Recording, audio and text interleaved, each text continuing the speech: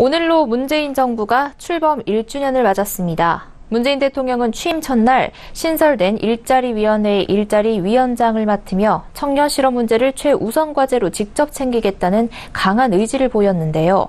전문가뿐 아니라 청년들도 뚜렷한 성과는 보이지 않는다고 입을 모았습니다. 고현정 기자입니다. 일자리를 국정 운영의 중심에 두었습니다. 일자리 정책 5개년 로드맵을 수립하여 문재인 정부의 일자리 청사진을 제시하였고, 특히 지난 3월에는 청년과 함께 만든 청년 일자리 대책을 발표하였습니다.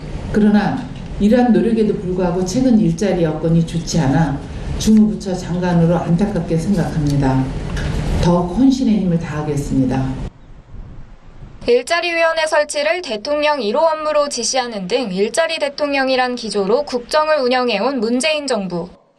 지난 1년간 최저임금 인상, 근로시간 단축, 공공부문 정규직화 등의 정책을 통해 정부 주도의 일자리 해법을 제시해왔습니다. 올해 확정된 고용노동부 예산만 23조 7,580억 원으로 지난해보다 30.1% 늘었고, 이는 고용노동 분야 예산 증가율로는 IMF 외환위기 이후 최고치입니다. 그러나 지난 3일 한국노동연구원 주최로 열린 고용노동정책 토론회에서 대다수의 전문가들은 날로 악화되고 있는 고용노동 지표를 들며 나아지진 않았다고 평가했습니다. 취업자 증가 규모는 제자리 걸음인 반면 3월 실업자는 125만 7천 명으로 2000년 이래 동월 기준 최대치로 나타났고, 실업률 역시 4.5%로 동월 기준 17년 만에 가장 높게 집계됐기 때문입니다. 김승택 한국노동연구원 선임연구위원은 이날 정부의 정책이 취업자 증가율의 둔화 추세를 반전시켰다고 보긴 어렵다며, 일자리 안정자금의 신규 고용 창출 효과는 앞으로 좀 더 지켜봐야 할 문제라고 말했습니다. 특히 대다수의 전문가들이 청년 실업 문제의 심각성에 크게 공감하며 집중 관리가 필요한 이슈라고 꼽았습니다.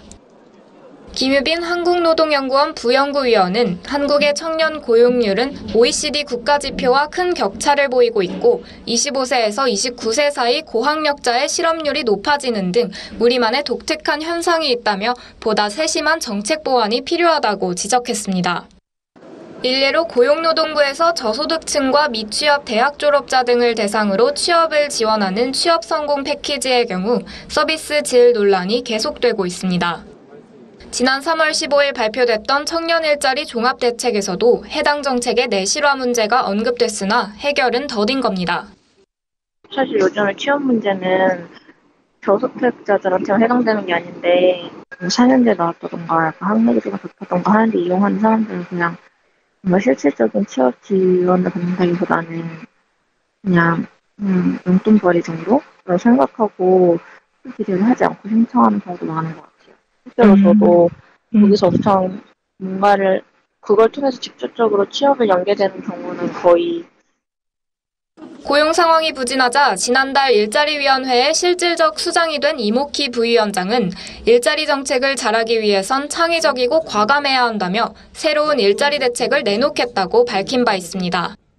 다음 주 중 일자리위원회에서 발표될 새 일자리 대책이 그간 발표됐던 대책들과 얼마나 어떻게 차별화된 정책이 될지 주목됩니다. 서울경제TV 고현정입니다.